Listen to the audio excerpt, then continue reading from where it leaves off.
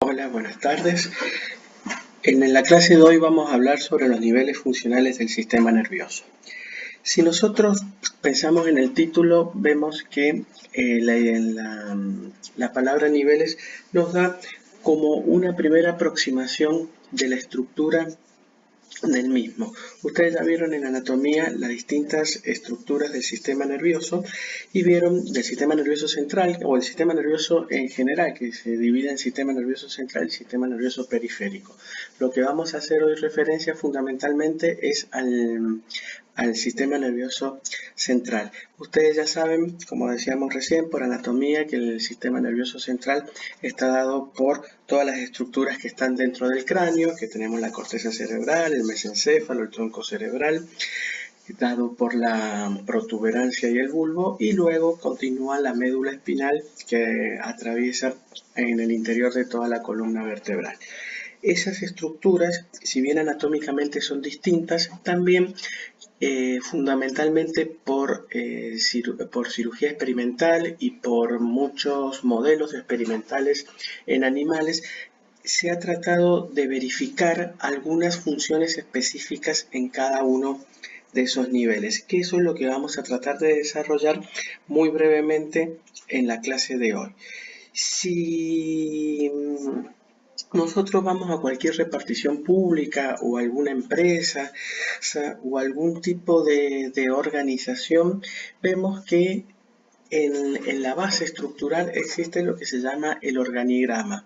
Acá no se molesten en ver lo que está escrito, porque este organigrama lo saqué obviamente de internet, ni sé lo que dice, por eso está en forma borrosa, pero ¿qué idea les da a ustedes? Fíjense que esta estructura, llámese una empresa o lo que sea, tiene distintas dependencias, por así decirlo, está a distintos niveles y que a su vez en cada nivel tiene como una puerta de entrada de alguna otra actividad, y que fíjense las flechas, esta que puede ser una oficina, entra un expediente a esta otra repartición y este a su vez puede elevarlo a esta otra dependencia y este a su vez lo eleva a la otra y así siguiendo, y puede ser que muchas de los trámites en este nivel, en un nivel más bajo, se resuelvan en uno o dos niveles sin necesidad de llegar arriba, y hay otras donde ese expediente o ese trámite tiene que pasar por varias oficinas hasta llegar al nivel más superior. En este trámite ascendente también puede ser un trámite descendente, donde una disposición o una orden se ejecute en un determinado lugar y que se tenga repercusión hacia abajo, hacia otro tipo de dependencia y tenga el efecto correspondiente. Es decir, en este organigrama es muy fácil de ver, es muy gráfico de ver, en donde, por ejemplo, si una de las funciones que debería llegar a un determinado nivel, tiene que estar la conexión correcta. Si un expediente que entra por esta oficina y se tiene que resolver en esta más superior, si no llega a llegar porque alguna de las vías de comunicación está cortada o quedó ahí en una determinada repartición, durmiendo en el tiempo, como se dice, ¿qué va a pasar? No va a haber información ni ejecución sobre o resolución de tal o cual problema en la oficina correspondiente. Es decir, ustedes tienen que tener, cuando hablamos de organigrama, y los niveles funcionales, es como si fuese un organigrama del sistema nervioso central. Es decir, que en cada dependencia puede resolverse o tener ciertas o cuales características. Ahora bien, como también vemos en este esquema, no son situaciones aisladas, sino que están todo interconectado. Si bien algo se puede resolver a este nivel o producirse a este nivel, pero si no está bajo la influencia de lo que viene de arriba, puede ser que cambie sus características o que tenga características especiales ante esta situación. Si entendieron este concepto del organigrama, es para que entiendan el concepto de del tema que vamos a hablar, que son los niveles funcionales, es decir, sobre cada nivel, sobre cada estructura del sistema nervioso, cuáles son las funciones importantes que se desarrollan o que se integran en dicho lugar. Si ya vamos a hablar del sistema nervioso central, ustedes recuerden perfectamente lo de anatomía, que lo que está dentro del cráneo, lo que se llama el encéfalo, la totalidad del encéfalo está dentro de la cavidad o de la bóveda craneal. Ahora ese encéfalo tiene distintas porciones que están un poco en relación con la escala filogenética, es decir, los animales o los seres vivos más inferiores tienen el encéfalo menos desarrollado, y a medida que va subiendo la escala filogenética, las estructuras superiores se van siendo más desarrolladas, llegando hasta el día de hoy a la máxima expresión, que es la corteza cerebral. Entonces nosotros tenemos como estructura, como niveles que decíamos de ese organigrama, podemos básicamente dividirlo en lo que es la corteza cerebral, y después tenemos parte de lo que es el mesencéfalo y el tronco cerebral, que estaría dado por la protuberancia y por el bulbo, que después se continúan con la médula espinal, que ya sale del encéfalo, y esta médula espinal también es parte del sistema nervioso central y que transcurre por la columna vertebral. Acá tenemos otra vez otro corte donde marcan las grandes secciones que tenemos: tronco cerebral, bulbo y protuberancia, muy unido a la parte posterior al cerebelo. Prácticamente hacen una estructura en conjunto estas tres segmentos del sistema nervioso. Y después más arriba tenemos mesencéfalo, donde tenemos unas estructuras muy importantes que las vamos a ver, las vamos a mencionar más hoy y después las van a ver más cuando veamos motricidad. Es la parte de los ganglios de la base. Y después tenemos en el hombre sumamente desarrollado la corteza cerebral. Es decir, que estos son los niveles de este sistema nervioso anatómicos, y que vamos a ver agregarle la función a esta parte anatómica. Con respecto a la médula espinal, también lo recuerdan bien por anatomía, y esto lo venimos viendo prácticamente del colegio secundario.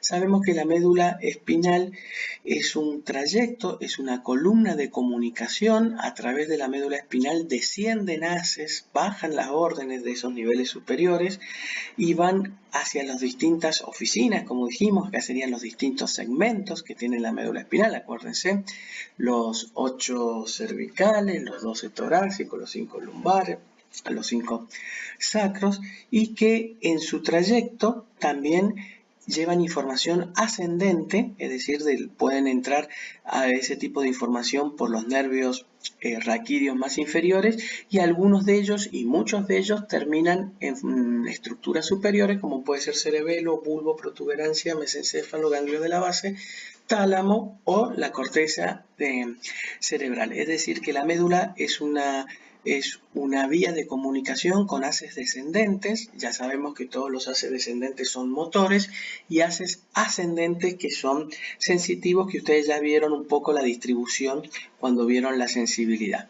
Pero a este nivel de la clase, ustedes recuerden solamente gráficamente esta estructura donde tenemos la médula, y donde a los costados de la médula, a ambos costados, sale un nervio, que son los nervios espinales. Como dijimos, que son los 8 cervicales, los 12 dorsales, los 5 lumbares, y que estos nervios después se unen entre ellos y van formando los distintos plexos, como por ejemplo el plexo braquial entre los cervicales y dorsales, y los plexos lumbares.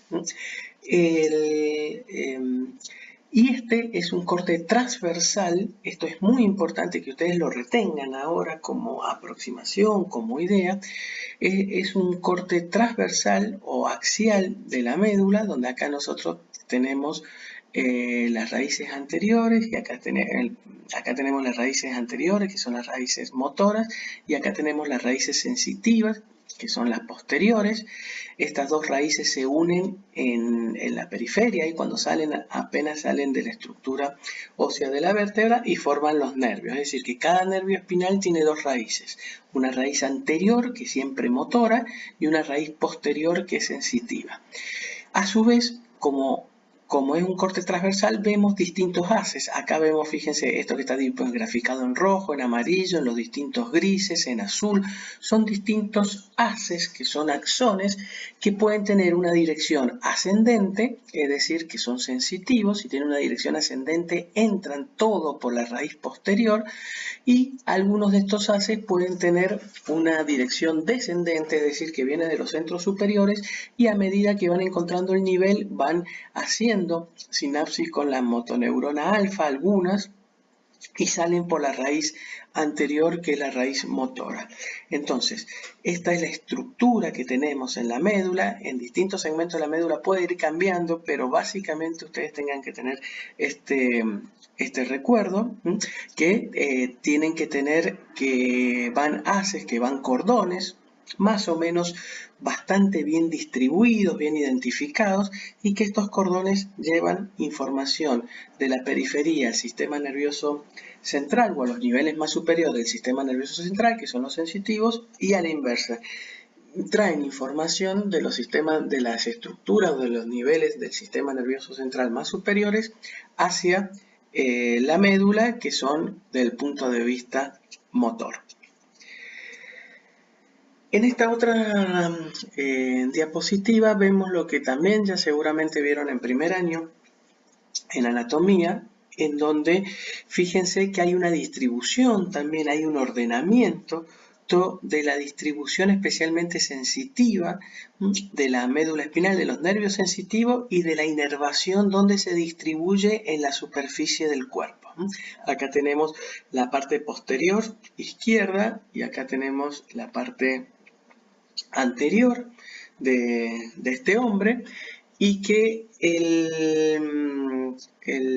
vemos cómo en estas letras está representado a qué nivel entran las raíces nerviosas que llevan la sensibilidad de estas zonas topográficas del cuerpo. Es decir, si hay una lesión, supónganse en L2, ahí tendríamos alteración de la sensibilidad en esta parte, como lo vamos viendo acá en el gráfico. Es decir, que hay una organización, una organización estructural y también funcional de la distribución de la sensibilidad. Sí,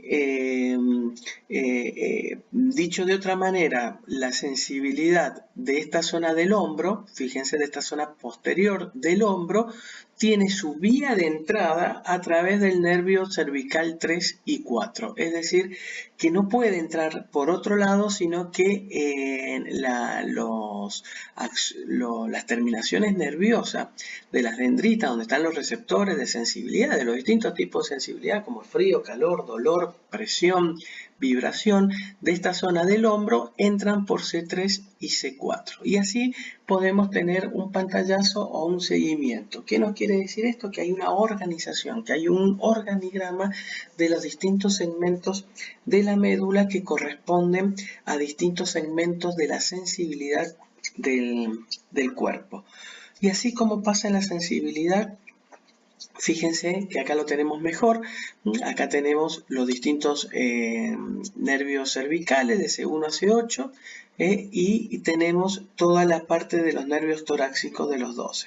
Y que da como es importante porque la raíz nerviosa no está al mismo nivel que la médula. Acuérdense que en los niños sí, pero a medida que se va creciendo, crece más la columna cervical y la médula va creciendo, pero no en forma proporcional. Por lo tanto, la médula siempre es más corta que la columna, pero y se ve especialmente en la parte más inferior, donde se le llama la cola de caballo. Fíjense, a nivel óseo de L2 no corresponde al nivel medular de L2. El L2 está mucho más arriba, pero sí a nivel de L2 sale el nervio correspondiente al segmento L2 de la médula. Es decir, que el segmento L2 de la médula tiene un nervio y ese nervio transita como si fuese una cola de caballo hacia abajo por el canal medular y sale por el lugar correspondiente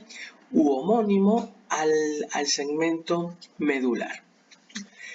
Y esto, un poco otra vez el corte transversal para que ustedes recuerden cómo está esto formado los nervios espinales. El nervio espinal es uno, que son nervios mixtos porque tienen nervios sensitivos y nervios motores, que salen a ambos lados de la columna por los agujeros vertebrales correspondientes, pero que ese nervio espinal es producto de dos raíces. La raíz posterior, que trae toda la información en forma centrípeta, es decir, desde la periferia hacia lo central, y es todo sensitivo y entra por la raíz dorsal. Acá a veces está el ganglio de la raíz dorsal, donde están las neuronas correspondientes sensitivas, por ejemplo, del arco reflejo miostático, y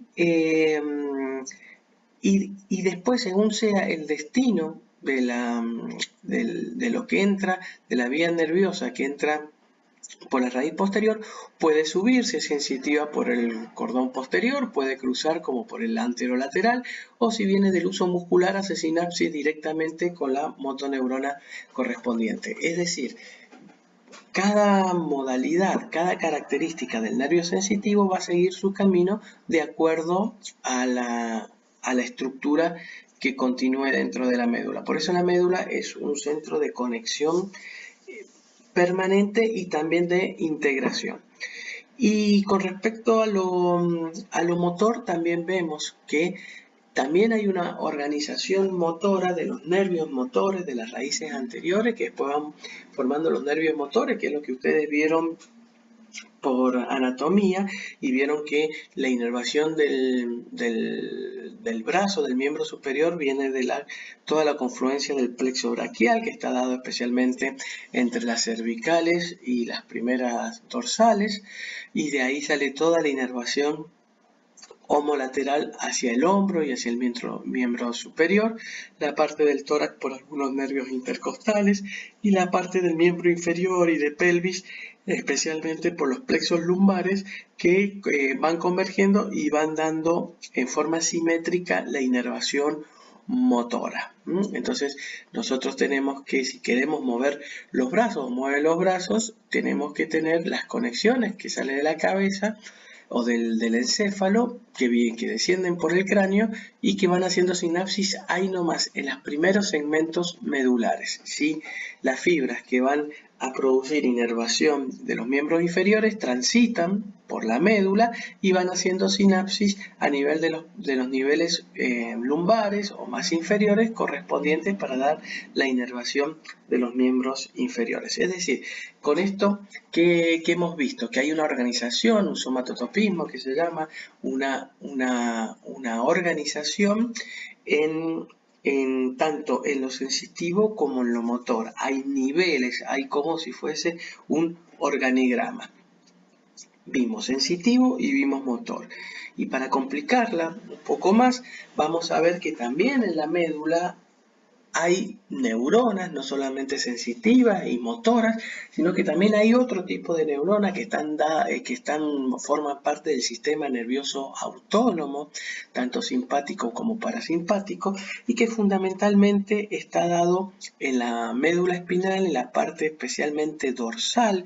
Hay unas columnas del sistema nervioso simpático y alrededor de la columna vertebral hay unos ganglios, que son los ganglios simpáticos, y que este sistema nervioso autónomo tiene también como función fundamental la inervación de las vísceras.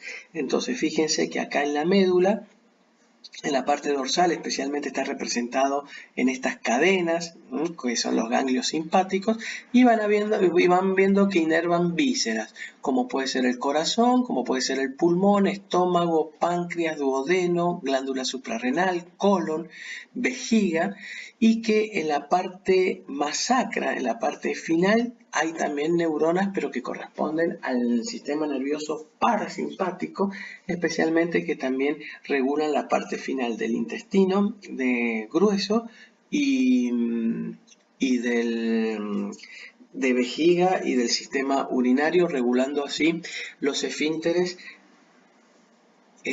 tanto urinarios como anal.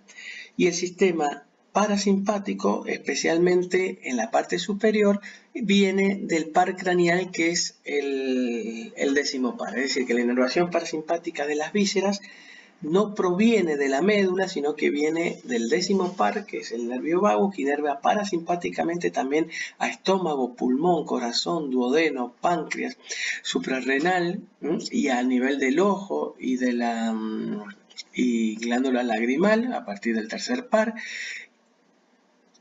Pero lo que nosotros estamos viendo en la médula fundamentalmente tiene la inervación simpática que proviene especialmente de la parte dorsal de la médula, y en la parte final también hay células parasimpáticas. Es decir, que tanto en la médula que tenemos tenemos la organización motora, como vimos los nervios espinales, las raíces anteriores, como van inervando los distintos músculos del cuerpo. Tiene la distribución sensitiva, como fue lo que vimos en las primeras diapositivas, y también no debemos olvidar que en la médula también hay funciones del sistema nervioso autónomo, especialmente simpático, pero en la parte final de la médula tenemos el parasimpático, que es el parasimpático sacro o lumbar. Este es el resumen de todo, de toda esta primera parte, de esta primera visión estructural. La médula tiene una organización, como dijimos, una organización sensitiva, la organización motora y la organización del sistema nervioso autónomo. Esto es lo que ustedes después en sus casas lo miran con detenimiento. A veces una imagen, viendo una imagen nos ahorra decir, escribir o decir muchas palabras. Ya con una imagen tienen una idea. Fíjense en los esquemas, hay algunas cosas clave de los esquemas que hay que ver, como por ejemplo son los colores. Todo lo que es color celeste o azul significa que es sensitivo, entonces entra por la raíz posterior, y lo que es rojo es motor, que sale por la raíz anterior. Y acá tenemos, fíjense que los sensitivos pueden tener distintos tipos de receptores, inclusive acá tienen músculo esquelético, acá no se confundan, porque puede ser el uso muscular, que es un receptor y que está en el músculo esquelético, y que ese receptor es el que va a entrar por la parte sensitiva y va a ser el asa aferente del reflejo miotático. Y acá también les dice músculo esquelético, pero corresponde a la raíz anterior, que corresponde a las fibras extrafusales, y este músculo esquelético correspondería a las fibras intrafusales o al uso muscular. Y a su vez en este lado del esquema tienen también lo que decíamos, especialmente toda la inervación simpática, donde va hacia los ganglios, y de los ganglios va dando el tono simpático hacia las distintas vísceras, como también, además de las vísceras, también a los vasos capilares, produciendo una vasoconstricción en el esfínter precapilar, el simpático, que lo vamos a ver. No vamos a tener mucho de ello cuando veamos en cardiovascular. Con estas 4 imágenes ustedes ya tienen la idea de integración, que en la médula está organizada, hay un organigrama tanto de lo sensitivo, de lo motor y de lo autónomo. Ahora bien, vamos a entrar, sabiendo esta estructura, sabiendo cómo funciona la normalidad, vamos a entrar en algo que en neurofisiología y también en endocrino, cuando veamos endocrino, para estudiar o para saber las funciones del sistema nervioso, se parte un poco de la patología, o más precisamente de los modelos experimentales, es decir, lesionando o desconectando tal cosa, cómo funcionaría o qué funciones aparecen o persisten cuando se desconectan algunas zonas de este organigrama. Por eso en neurofisiología hay mucho de modelos experimentales, especialmente con animales, En los humanos se ha podido avanzar un poco de esto sobre, especialmente en las patologías, es decir, qué pasa cuando haya una lesión o una necrosis, una muerte o post-ACV o post-traumatismo que se lesiona tal cosa del sistema nervioso central y cuáles son los signos o síntomas, y de ahí se va deduciendo un poco la fisiología. El primer nivel que vamos a ver con mayor detenimiento es precisamente es el de la médula espinal. Y acá hay un evento importante que ocurre, que es el shock espinal. ¿Qué entendemos por shock espinal? La palabra shock nos indica choque.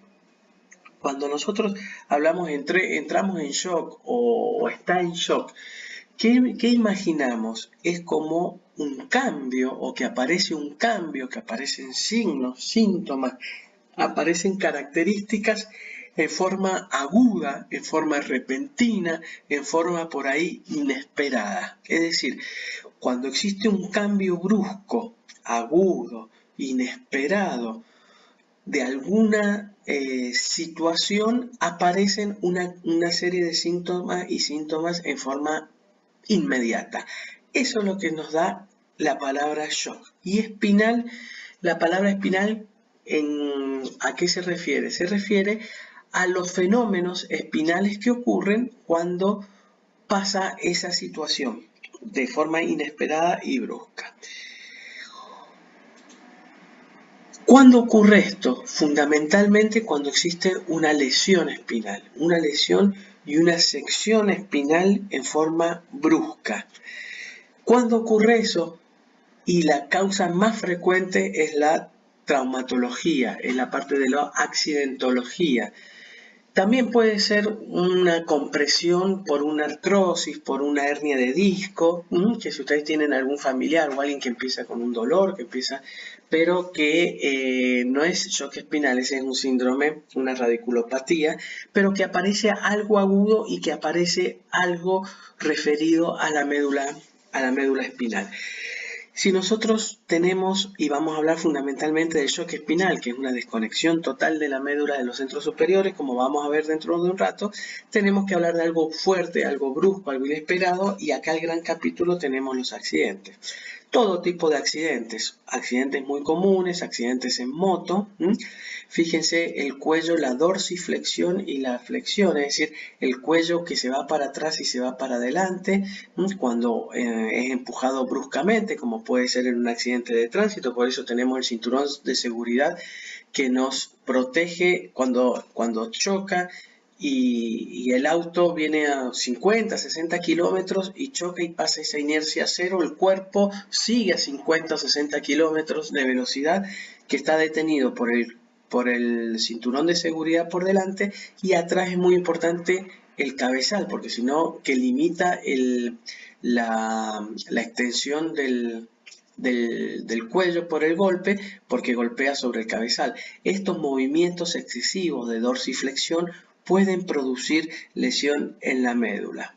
Por supuesto, en los accidentes de tránsito y en moto. Acá está representado la moto precisamente porque el casco, si bien protege del traumatismo de cráneo y de la fractura, es un peso. Entonces cuando salen despedidos de la moto, los pacientes tienden a caer de cabeza por el propio peso del casco, y de acuerdo a cómo caigan pueden producir dorsiflexión del cuello y producir una lesión a nivel del cuello y no tanto a nivel del cráneo gracias al casco. Acá tienen distintos tipos de movimiento o de lesión que pueden haber durante el movimiento del cuello. También deportivos, y esto es importante, si hay algunos que ustedes juegan al rugby, por ahí el club les ha hecho hacer una radiografía especial para ver la disposición de las vértebras, especialmente a partir de los 16 años se les pide una radiografía para ver si tienen un poco la anatomía de esas vértebras, si tienen mayor o menor riesgo de poder lesionarse. Pero fíjense, el deporte por excelencia de este tipo de lesiones a nivel de las columnas, y especialmente la columna cervical, es el rugby, especialmente en esta práctica que es el Scrum. Acá está bien representado. acá en lo de rojo está donde hace el punto de apoyo, el punto de la fuerza, y la fuerza que viene prácticamente en forma perpendicular a la postura del cuello. Fíjense que el cuello de este jugador de azul estaría casi así en forma vertical, y esta fuerza viene en forma perpendicular, y lo mismo que la otra.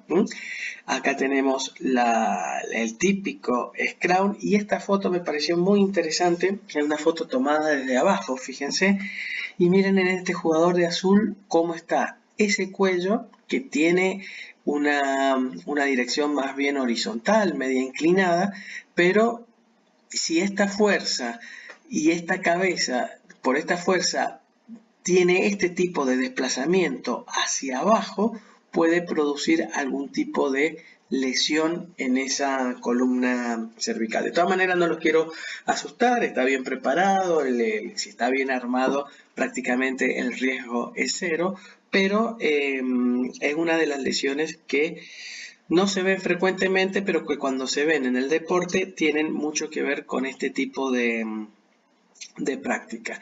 Obviamente las caídas de cabeza, en la gimnasia, en los niños son muy flexibles, pero cuando empiezan a hacer el rol, tienen que tener cuidado con la postura del cuello, y los traumatismos más donde viene la fuerza. También fíjense que lo importante es la fuerza perpendicular.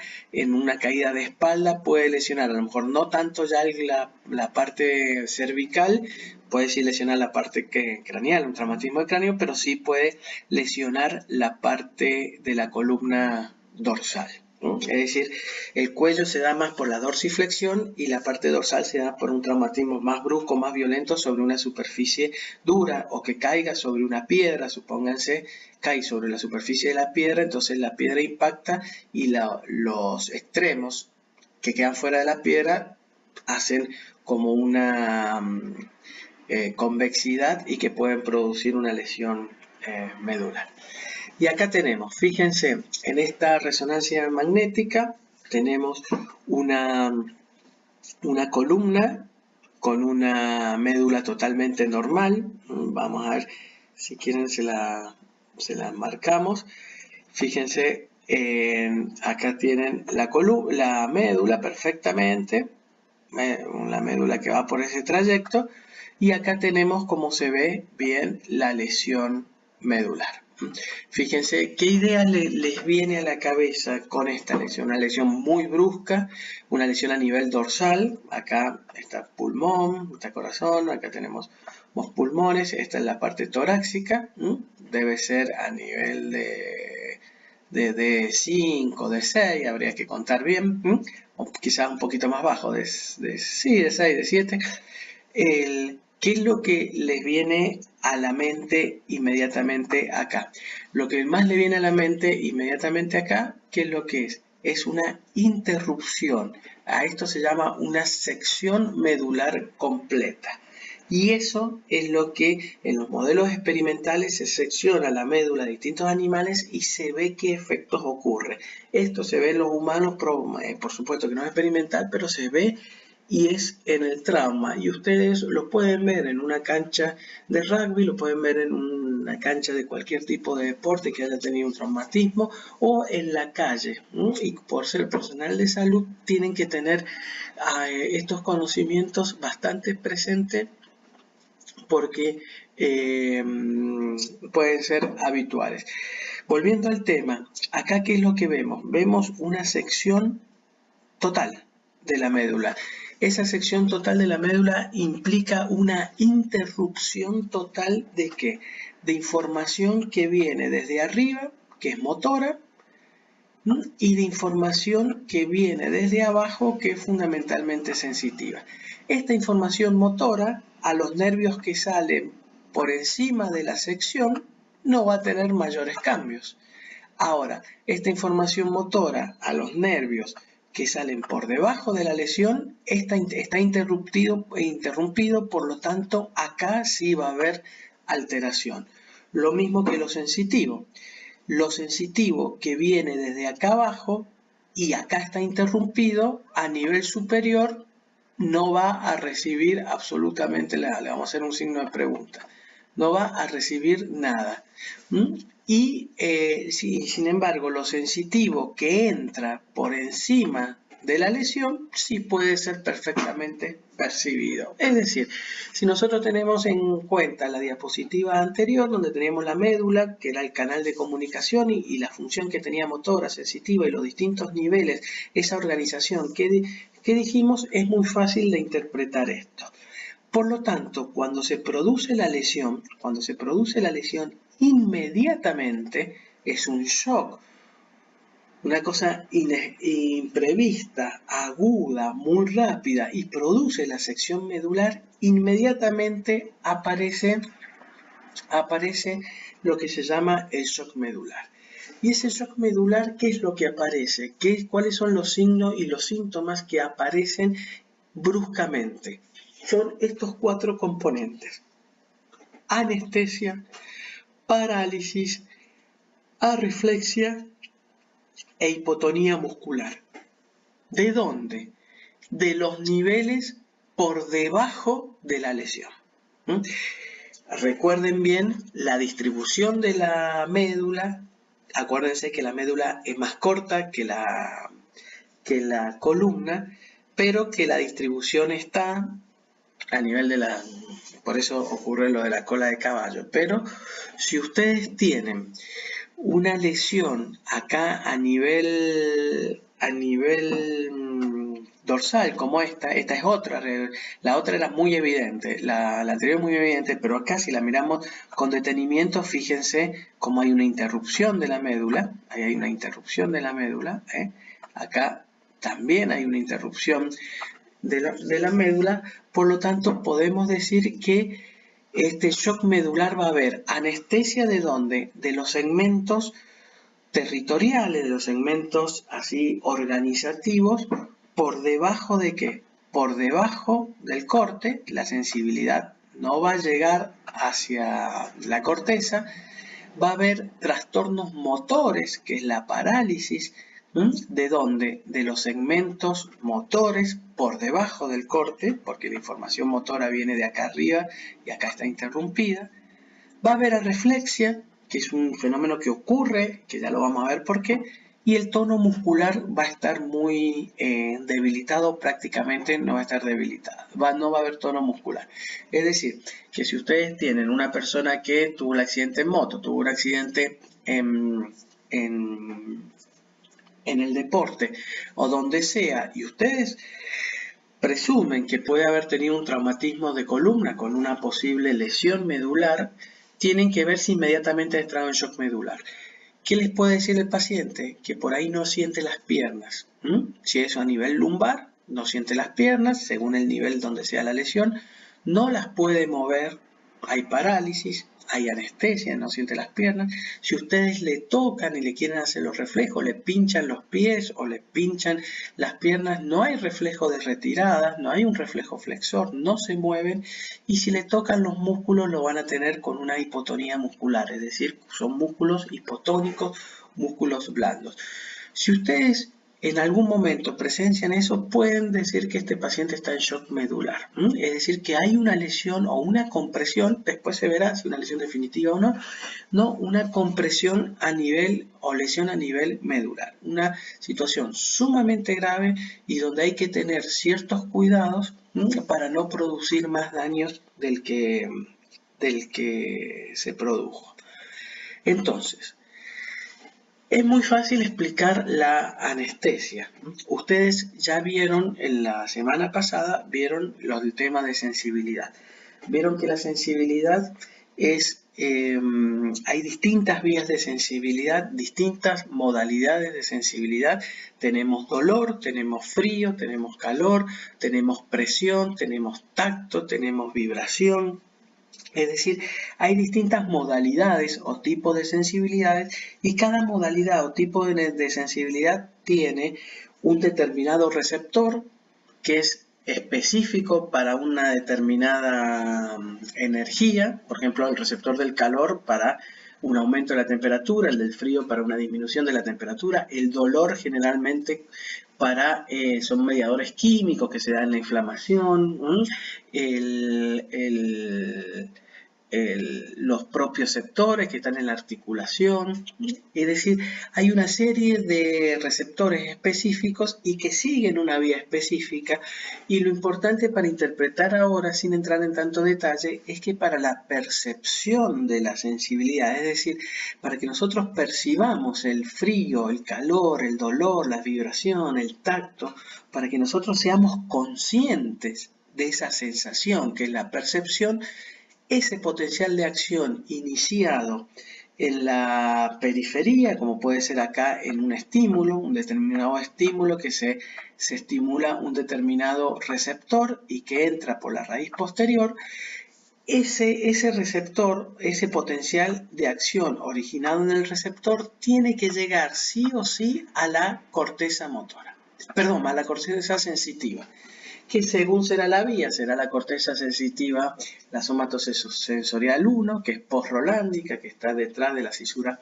de Rolando en el lóbulo parietal, o puede ser también la somatosensitiva 2, que está en el fondo de la cisura de Silvio. Es decir, de acuerdo a la modalidad, si este potencial de acción no llega a la corteza, acá puede estar quemándose a fuego vivo, sin embargo el paciente no va a sentir o no va a percibir la sensación dolorosa. ¿Por qué? Volvemos a decir lo mismo, porque de este cable, esta comunicación tiene que estar intacto desde el receptor hacia la corteza. Entonces, nosotros vimos que en sensibilidad hay dos grandes vías. Una vía que es la del cordón posterior y otra vía la del cordón anterolateral. La del cordón posterior, que está representado acá en verde, ¿qué sensibilidad lleva? Lleva el dolor fino, el tacto fino, bien epicrítico, y que la vibración, y que esa neurona está en el ganglio. El cuerpo neuronal se encuentra en el ganglio de la raíz dorsal, es todo sensitivo. Cuando entra la médula, rápidamente se va al cordón posterior y asciende hasta bulbiprotuberancia, donde hace sinapsis con la segunda neurona en el Golgi de Burrach, y de ahí cruza y se va a la somatosensorial contralateral. Lo importante es esto, es recordar que si la médula está cortada, esta información no va a llegar arriba. Por lo tanto, por debajo de la lesión medular, el paciente va a tener ¿qué cosa? Anestesia. ¿Y qué entendemos por anestesia? Es la ausencia total de todo tipo de sensibilidad. Es decir, no solamente del dolor, sino no sentimos ni dolor fino o bien epicrítico, bien localizado, ni tacto, ni vibración. ¿Por qué? Porque está cortado el cordón posterior. Tampoco sentimos frío, calor o el tacto más grueso. ¿Por qué? Porque también está cortada la otra vía de sensibilidad, que es el cordón anterolateral, que es esta que está representada en celeste.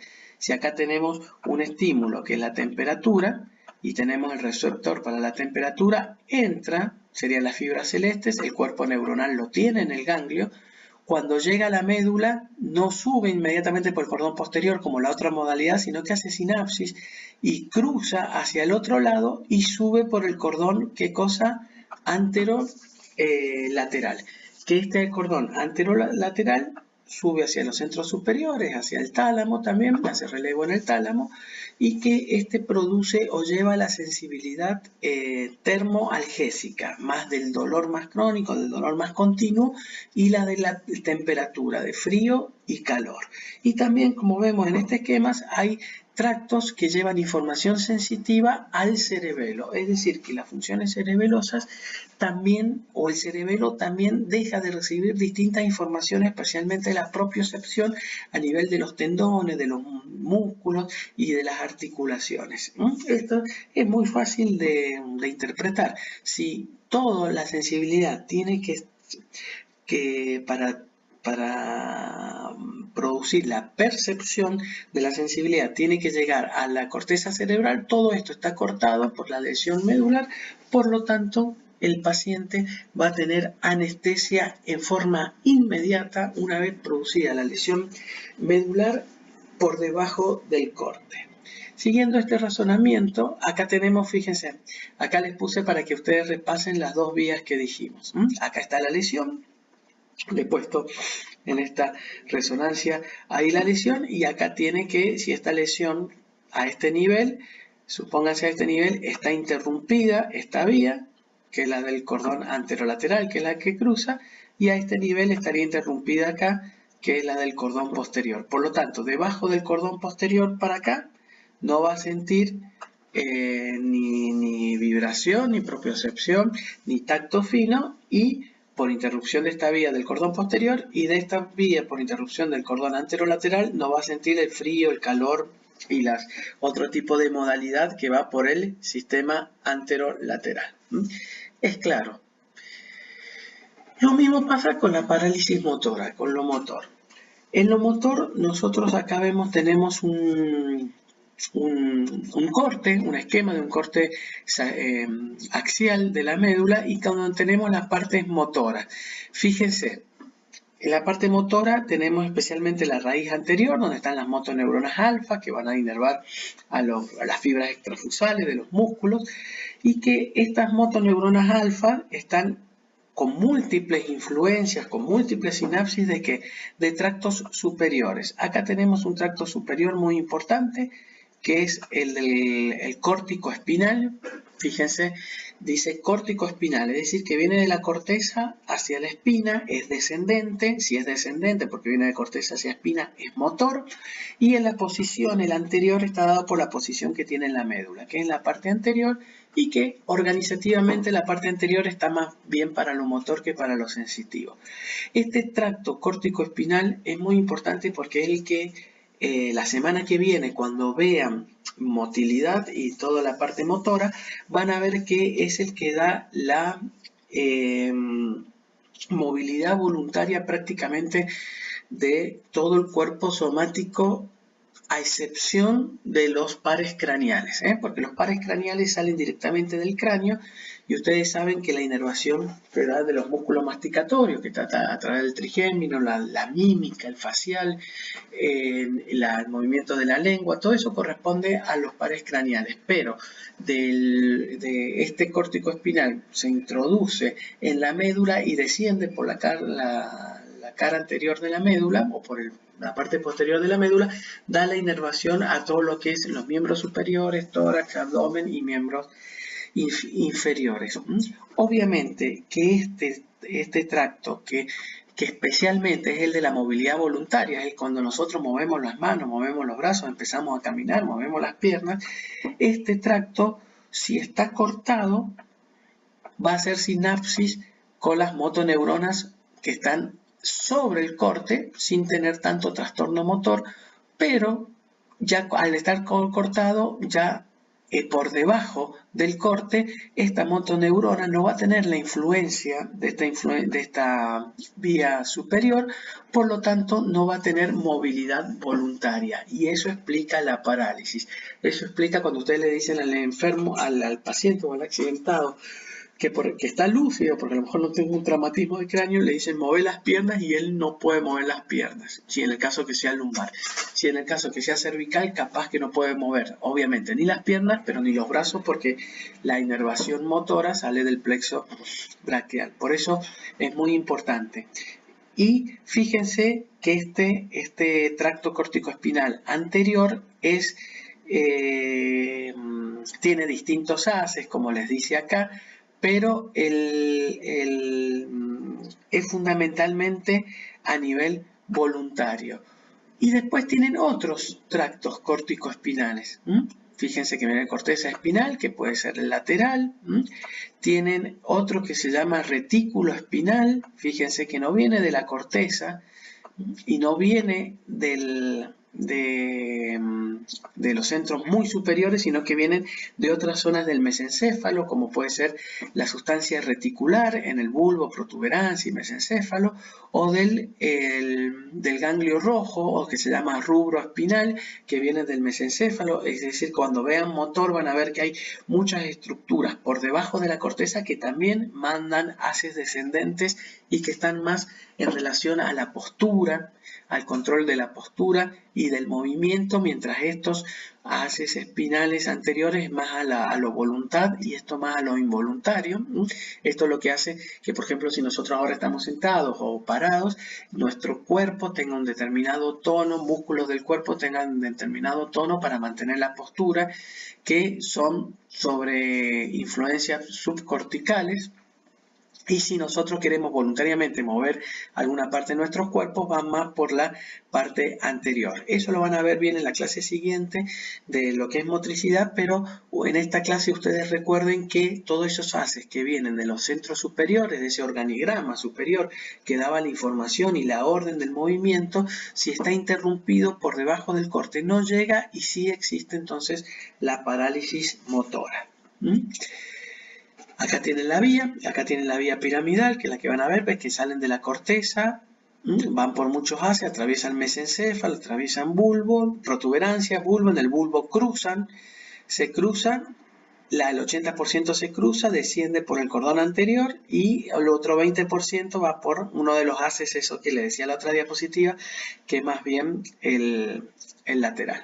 Pero bueno, esto es el sistema piramidal y después acá tienen otros sistemas, que el sistema extrapiramidal, miren que acá no sale de la corteza, sale de algunos núcleos, como pueden ser los núcleos vestibulares o el núcleo rojo, y dan los distintos haces, que puede ser vestíbulo espinal o rubro espinal.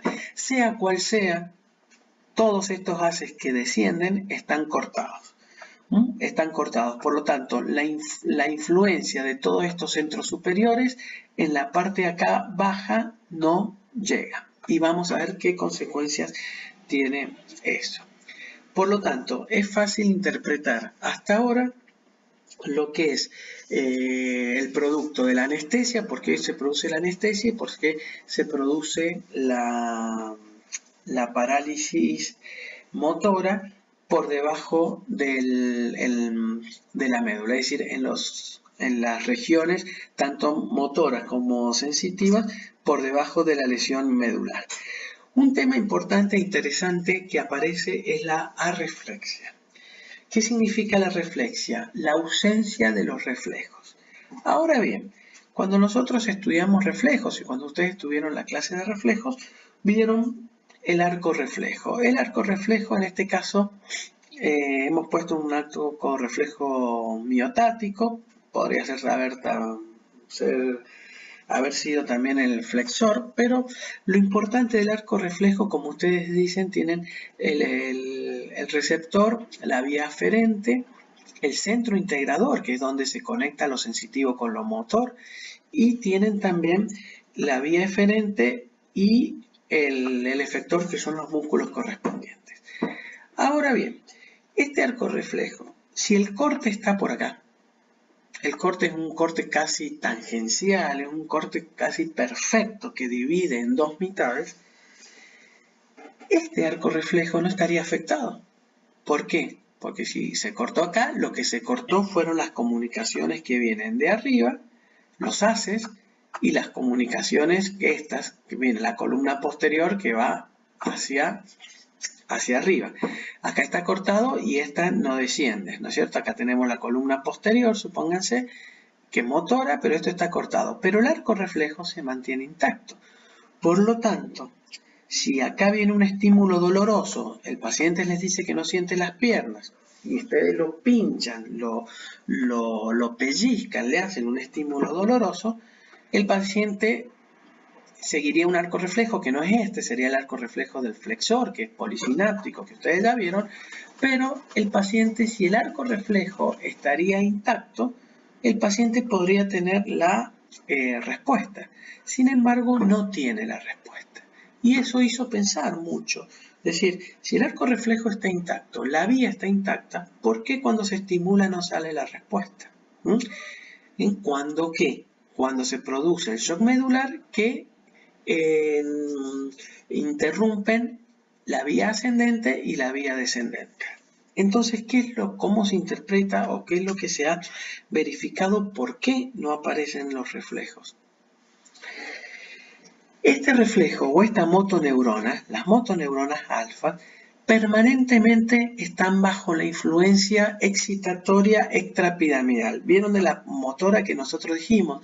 El rubro espinal, el vestíbulo espinal, que son esas estructuras subcorticales que van a ver cuando vean motricidad y que van a ver que continuamente están descargando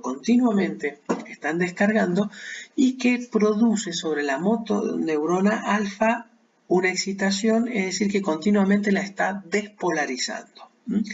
Entonces, cuando no se está en shock medular, es decir, en la normalidad, cuando viene un determinado estímulo, se produce una determinada respuesta que es el reflejo que nosotros hemos visto. ¿Por qué? Porque el arco reflejo está intacto. Ahora bien, ¿qué pasa en el shock medular?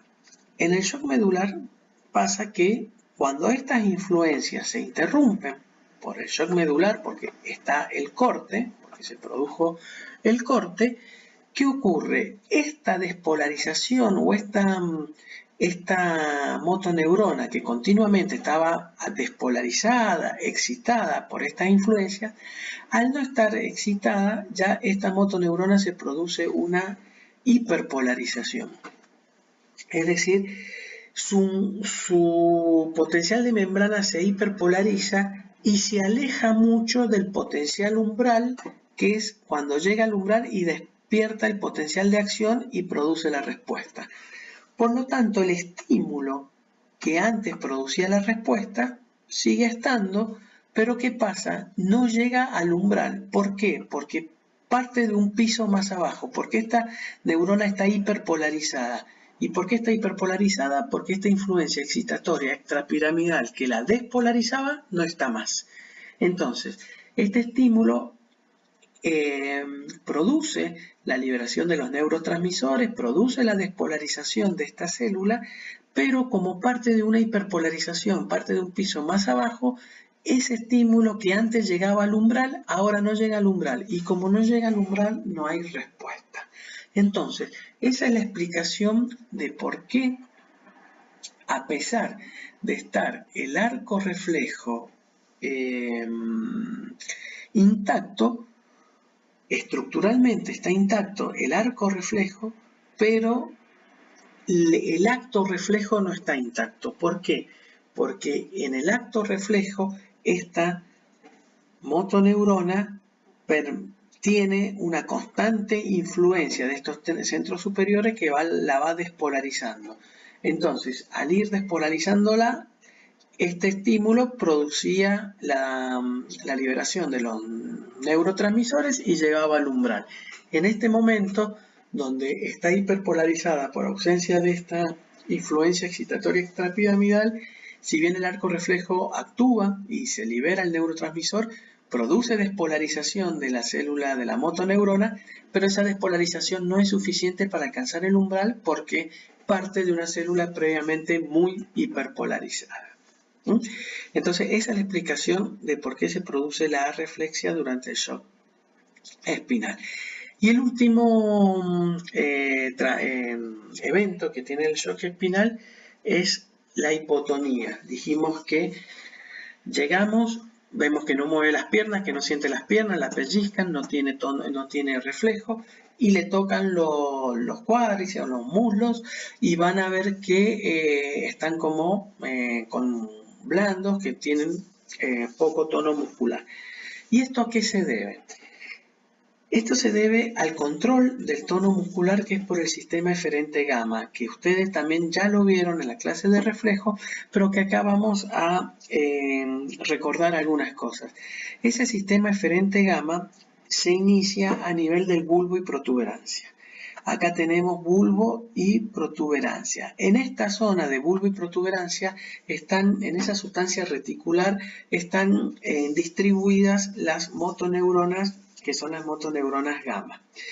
Los axones de esta motoneurona gamma descienden por la médula espinal y este sector de motoneurona gamma es excitatorio, es decir, que tienen un alto poder de producir potenciales de acción y estimular al sistema eferente gamma. Ahora bien, en el sistema nervioso central es toda una regulación. Hay movimientos excitatorios o hay influencias excitatorias y hay influencias inhibitorias. Este sistema eferente gamma está inhibido por otras estructuras como es el cerebelo, como son los ganglios de la base y como es también algunas zonas de la corteza. Fíjense, zona de la corteza tiene un signo negativo, en la zona 2, que está el ganglio de la base, tiene un signo negativo, el cerebelo, que es la zona 3, tiene un signo negativo, y que tanto signos negativos convergen en esta zona 4, que es inhibitoria. Y tenemos la zona 5 y una parte del cerebelo 6, que es excitatorio. Por lo tanto, la influencia que va a descender por la médula va a ser una suma algebraica entre lo positivo y lo negativo. Es decir, el efecto o la resultante de esto va a ser entre las influencias positivas, que especialmente vienen de bulbo y protuberancia, que es la zona 5, y de las influencias negativas o inhibitorias que vienen de esta zona también, que está en bulbo y protuberancia, pero que esta zona inhibitoria a su vez está influenciada por cerebelo, por ganglios de la base y por la corteza cerebral. Es decir, esa influencia gamma, esa resultante de la influencia gamma, se define a nivel del encéfalo, a nivel de lo que está dentro del cráneo, y la resultante o el resultado de todo eso desciende ¿por dónde? Por la médula espinal. ¿Y qué hace? ¿Por dónde desciende? Por esas fibras extrapiramidales que descienden por la médula, y como es motor, sale ¿por dónde? Por la raíz anterior, y al salir por la raíz anterior va ¿hacia dónde? Hacia el huso muscular. Cuando ustedes vieron reflejo, vieron el huso muscular, cómo era la estructura del huso muscular, las estructuras anuloespirales, que estas son las que el receptor sensitivo del reflejo miostático, pero en el huso muscular, en los extremos del huso muscular, en estos extremos del huso muscular, había algunas proteínas contráctiles y que esto es influenciado por el sistema gamma y que produce el estiramiento del huso muscular. Entonces, cuando se produce el estiramiento del huso muscular, ¿qué ocurre? Se estimula la ánuloespiral y al estimularse la ánuloespiral entra por la raíz posterior y hace sinapsis con la motoneurona alfa y se produce ¿qué cosa? El reflejo miotático, que el reflejo miotático, la función esencial del reflejo miotático es mantener el tono muscular. Es decir, que este tono muscular es iniciado y es controlado ¿por quién? Por esas estructuras que venían del mesencéfalo, que convergen en el sistema eferente gamma, que descienden por la médula y que hacen estirar el huso muscular. Al estirar el huso muscular, despiertan o mantienen el reflejo miotático y se produce la contracción continua de ese músculo, que es lo que se llama el tono muscular. ¿Entienden? Es decir, que este sistema eferente gamma, ¿qué hace? Estimula al receptor que es el huso muscular. Y el huso muscular, al estimularse, estas anuloespirales descargan y hacen el reflejo monosináptico con la motoneurona alfa. ¿Qué pasa en el shock espinal? En el shock espinal, cuando se interrumpen estos haces, este huso muscular deja de estar estimulado, por lo tanto, a estas anuloespirales no descargan y por lo tanto la motoneurona alfa no descarga y por lo tanto las fibras extrafusales no están contraídas, lo que hace que está prácticamente en una atonía muscular, es decir, más que una hipotonía es una ausencia del tono muscular. ¿Entienden? Por eso es muy importante tener la conceptualidad de cuál es el arco reflejo. La importancia fisiológica es mantener el tono muscular y ese tono muscular está mantenido por la influencia del sistema gamma, que está continuamente estimulando al huso muscular y lo hace a través del estiramiento del mismo. Al estirarse el uso muscular se despierta el reflejo miotático y ese reflejo miotático constante es lo que nos da el uso muscular. El tono muscular. Cuando se corta las fibras gamas que vienen de las estructuras superiores, ya el uso muscular no se estira, por lo tanto al no estirarse la fibra ángulo-espiral no están estimuladas, por lo tanto la motoneurona alfa no descarga, por lo tanto no contrae el músculo y tenemos la cuarta componente de este shock medular, que es la atonía muscular. Entonces, este shock medular se produce inmediatamente después de la lesión, inmediatamente. Los 4 ejes que dijimos, o los 4 componentes que dijimos: anestesia, por interrupción no llega la información a la corteza; parálisis, porque no llega la información motora a la motoneurona alfa de los centros superiores, entonces especialmente la voluntaria, por lo tanto no puede mover voluntariamente los segmentos corporales por debajo del corte. La atonía, como bien dijimos, la atonía por interrupción de la fibra eferente gamma, y las areflexias por interrupción de esas fibras estimuladoras de la neurona, motoneurona alfa, y también por el sistema eferente gamma, obviamente. Cuando nosotros tenemos esa situación, podemos interpretar que hay un compromiso importante. Vemos si es una lesión reversible, irreversible o inflamatoria, eso se verá después, pero de la conducción de la médula espinal. Como es un evento agudo y el daño ya está, se produce en el momento de la transferencia de energía, en el momento del accidente, y teniendo estos conocimientos podemos tener la precaución de no producir más daño. Por eso ustedes han visto muchas veces en la calle las distintas maniobras que se hacen para evitar las lesiones medulares o para no complicar más lesiones medulares, porque puede ser que haya una fractura de la vértebra y que la vértebra no esté desplazada. Supónganse, si esta señora tiene una fractura de algunas vértebras y por el apuro o por alguna otra situación alguien los agarra de los miembros superiores y otras personas lo agarran de los miembros inferiores para cargarla en un auto, al levantar los miembros inferiores y los miembros superiores, el cuerpo hace como una C, y puede producir este tipo de lesión no durante el accidente, sino durante la maniobra de querer transportarla. ¿Por qué? Porque a lo mejor la vértebra sí estaba fracturada, pero la médula no estaba, pero cuando se produce este tipo de movimiento, los mismos fragmentos óseos que son duros pueden cizallar, pueden hacer una presión y contrapresión y producir el daño medular en ese momento. Por eso es importante este tipo de inmovilización con una tabla rígida para evitar los movimientos de la columna, y a su vez que esos movimientos de la columna, si no está estable, si está fracturada o no está rígida, pueda producir lesión medular.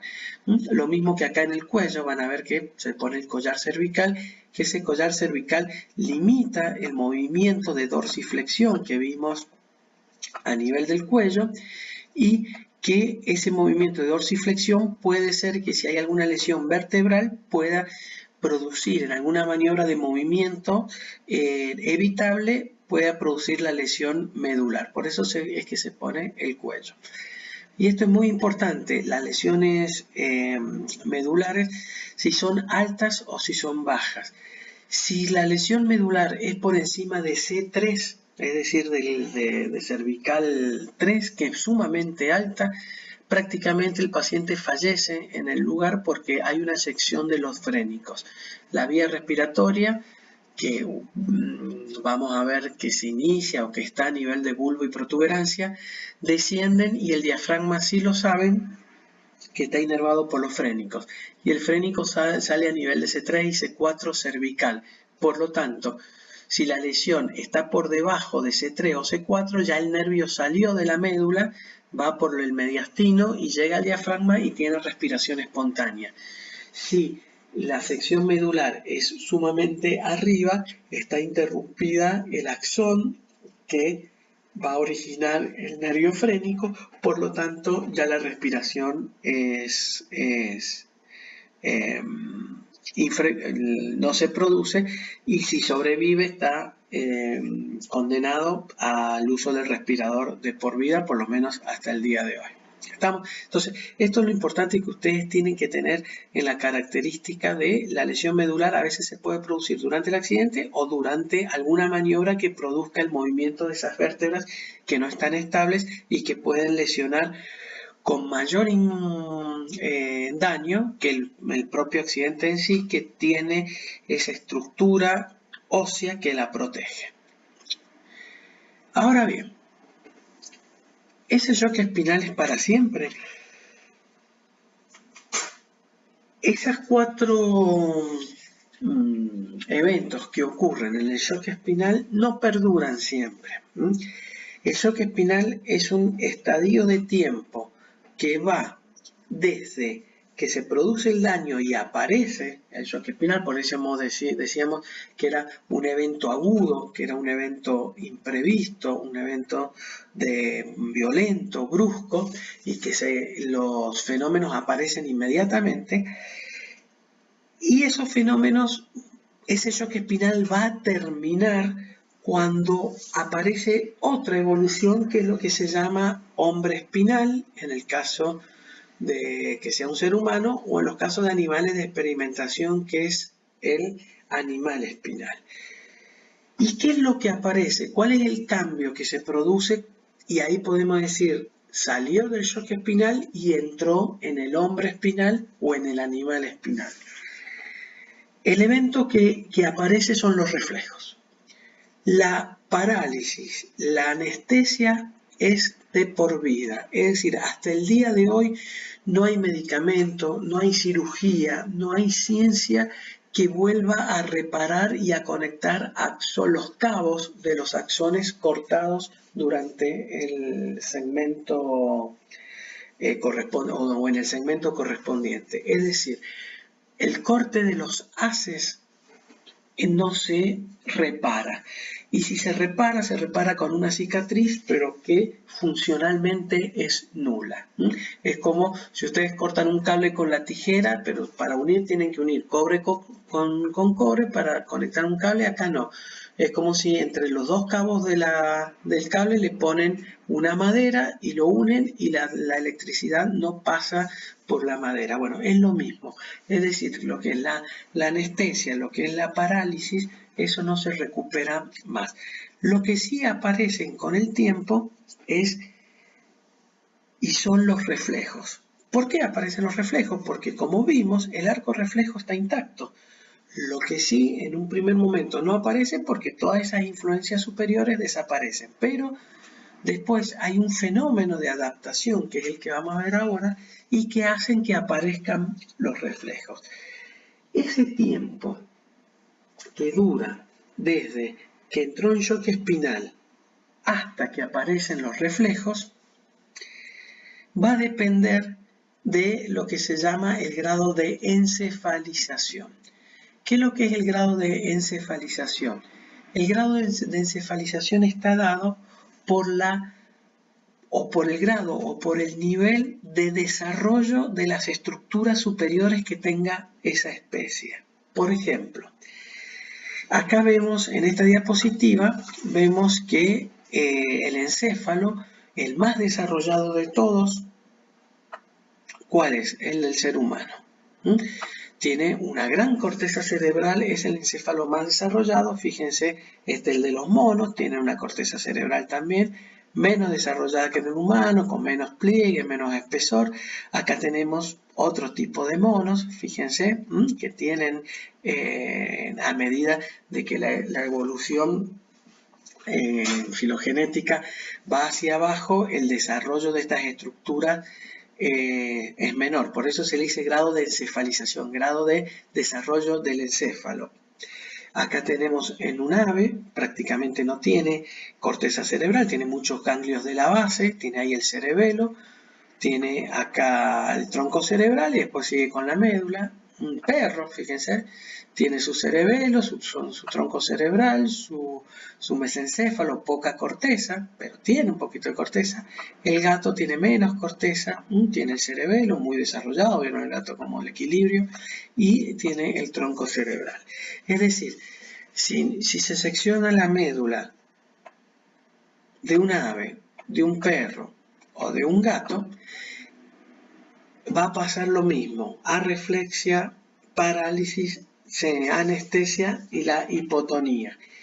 Ahora, en algún momento van a aparecer los reflejos, y esos reflejos van a aparecer de acuerdo al grado de encefalización. Mientras menos grado de encefalización tiene, más rápido aparecen los reflejos al que en el hombre, que es el que tiene más grado de encefalización. Por ejemplo, en el hombre, desde que tiene el shock medular hasta que aparecen los reflejos, pueden ser entre 4 y 8 semanas. ¿Y eso por qué depende? Depende mucho, obviamente, de la oxigenación posterior al accidente, de la irrigación, de la nutrición, si ha habido complicaciones o no, como infecciones, de la aplicación de corticoides, de la adaptación innata que tenga cada uno de los pacientes. Es decir, hay de la temperatura, si ha tenido fiebre o no ha tenido fiebre. Es decir, hay una serie de condiciones que van a retrasar un poco o van a alargar un poco la aparición de los reflejos. En el sapo, antes nosotros hacíamos estructuras en el sapo, y los prácticos durante muchos años en el sapo, ese proceso de shock medular duraba 2 minutos. Es decir, durante 2 minutos no tenía reflejo y a los 2 minutos aparecían. Pero en el hombre, obviamente, es mayor porque es el que mayor grado de encefalización tiene. ¿Y eso qué les quiere decir? Que mientras mayor grado de encefalización tiene, hay más influencias hay de los centros superiores sobre los centros inferiores. ¿Y por qué aparecen los reflejos? Cuando se produce una lesión nerviosa, y se interrumpen, porque así podemos decirlo, se interrumpen influencias superiores, este tejido que queda bajo sin las influencias superiores trata de adaptarse a esa nueva situación. Es un fenómeno de adaptación, es un fenómeno natural que trata de adaptarse ante esa facilitación que normalmente le viene de arriba. Como ya no tiene estas influencias, que generalmente son influencias positivas, son influencias excitatorias, como ya no tiene más estas influencias excitatorias por el corte de la médula, este tejido trata de adaptarse a esa nueva situación, se la trata de rebuscar solo, por así decirlo, y en un fenómeno aparece la adaptación que se llama por desnervación. ¿Qué significa desnervación? Que un tejido nervioso está desnervado, es decir, está privado de influencias. ¿Y qué ocurre? Lo que ocurre en estos casos es que las células comienzan a producir proteínas, comienzan a producir más neurotransmisores, comienzan a producir más dendritas, ramificaciones de las dendritas, ramificaciones de los axones. Por eso lleva su tiempo, porque si esta es una célula que ha estado siempre facilitada por influencias superiores, cuando esa influencia superior era muy influyente y de golpe y en forma aguda queda sin la misma, ¿qué pasa? Este tejido comienza a tratar de adaptarse a esta nueva situación. Por lo tanto, lleva su tiempo, lleva esas 4 u 8 semanas en donde comienza a ramificar dendritas, a aumentar los neurotransmisores, a aumentar las conexiones y sinapsis entre los distintos grupos nerviosos. Fíjense, se empiezan a hacer redes más complejas porque empiezan a crecer las dendritas, los axones, se conectan neuronas con otras neuronas que antes no había conexión, entonces se forma toda una serie de red, y que eso facilita la acción de ciertas funciones. Es decir, El concepto histológico que ocurre en la adaptación es este. Es el de la formación de nuevas dendritas, de nuevos axones, nuevas sinapsis, nuevas conexiones entre neuronas que ya estaban conectadas y entre neuronas que no estaban conectadas entre sí y con otros grupos neuronales. Entonces, lo que vemos es esto. Fíjense que a lo mejor esta era la situación anterior, por así decirlo, gráfico, y acá comienzan a formarse, ¿qué cosa? Otras conexiones entre sí. Fíjense, a lo mejor estas dos neuronas que no estaban conectadas ahora se conectan, estas tres neuronas se conectan entre sí que no estaban conectadas.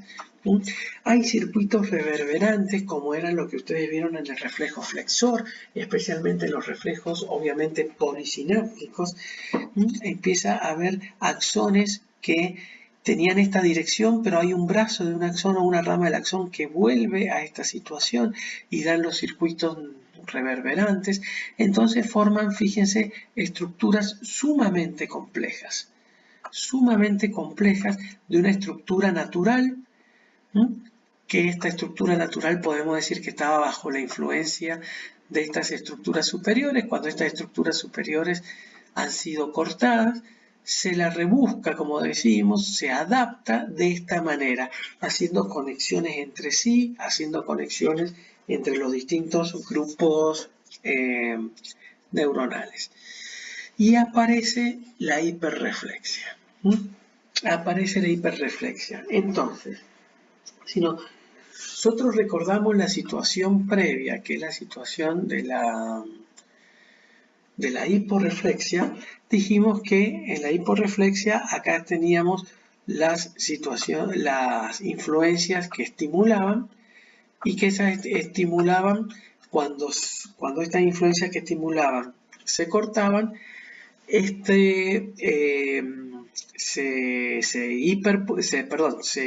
hiperpolarizaba, y al hiperpolarizaba el estímulo del reflejo no hacía que alcanzara el umbral y no producía el potencial de acción y el reflejo. Ahora, este gráfico le está relacionando, esta flecha le está señalando todo lo que ha pasado en este sector. Por lo tanto, acá hay múltiples conexiones, múltiples sinapsis, una gran cantidad de neurotransmisores que pequeños estímulos que antes no producían absolutamente nada, producen una gran respuesta. ¿Por qué?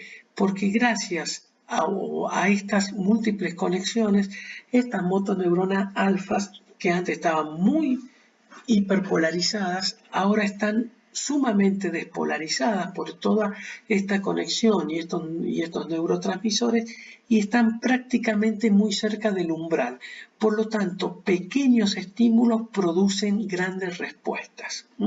Si ustedes tienen a ese paciente que durante estaba en shock espinal, ustedes lo tocaban, lo pinchaban y no producía reflejo flexor en su pierna de retirada, por ejemplo, ahora cuando entra en el hombro espinal, pequeños estímulos con una pluma, a lo mejor en el pie, produce grandes respuestas de retirada correspondientes.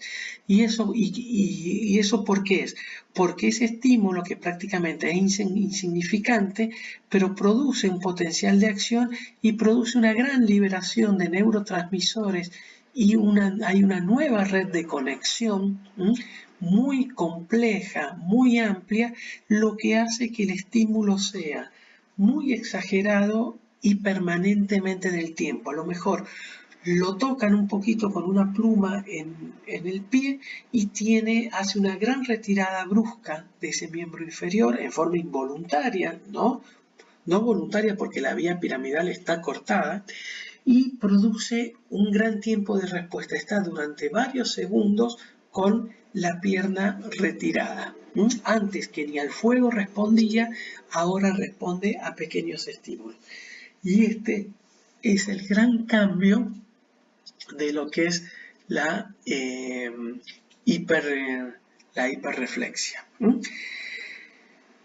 Además de esto, y por la misma causa, ese estímulo adquiere, perdón, esa respuesta, ese reflejo adquiere otras características. Uno es la hiperreflexia, que dijimos que es la respuesta exagerada, tanto en magnitud como en tiempo, ante un determinado estímulo. La otra, que no ocurría en la normalidad, es lo que se llama la irradiación del estímulo. Acá tiene la irradiación del estímulo, que es por la misma causa. Ese efecto de desnervación, esta conexión de neuronas con neuronas y nuevas conexiones, este dibujo está representado lo que pasaría acá donde yo se los marco. Entonces, ¿qué ocurre? Un estímulo que viene de este lado, acá yo le puse estímulo, un estímulo que viene de este lado haría ¿qué cosa? Todas las conexiones con este lado homolateral y sería la respuesta exagerada, una respuesta acá exagerada homolateral, que era la hiperreflexia, lo que nosotros vimos.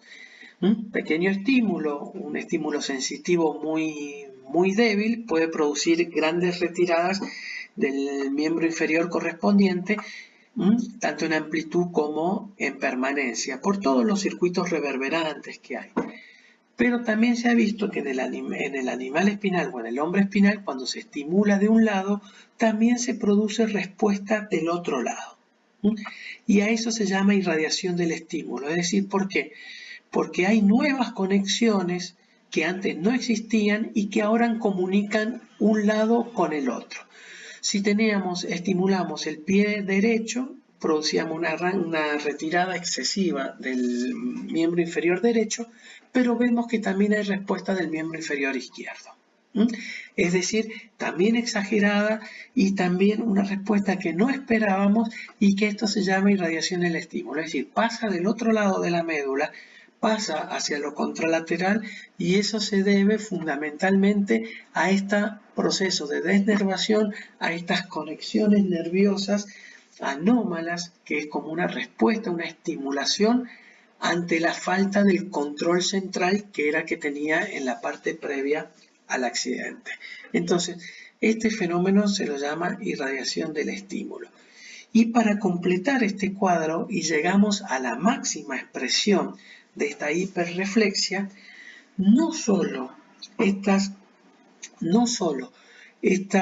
conexiones se exageran en el mismo lado, como vimos en la hiperreflexia, se conectan con el otro lado, como vimos recién acá en la irradiación del estímulo, sino que también conectan con, ¿se acuerdan? En la parte dorsal, que específicamente en la parte dorsal hay estructuras del sistema nervioso simpático, del sistema nervioso autónomo, y que este sistema nervioso autónomo va a regular, acá está, miren, va a regular algunas funciones viscerales, como puede ser el corazón, puede ser pulmón, toda la parte gastrointestinal, desde estómago, duodeno, secreción pancreática, todo intestino delgado, suprarrenal, el colon y los esfínteres, y tanto los reflejos, y en la parte más inferior estaba el parasimpático. Entonces, ¿qué ocurre?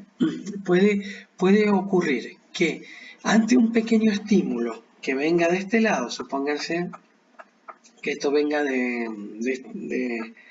este lado, si esto es ventral y nosotros lo estamos mirando de arriba, supónganse que esto sea el lado izquierdo del paciente, siempre el lado y por el lado izquierdo del paciente va a producir, un pequeño estímulo va a producir una hiperreflexia del lado izquierdo, una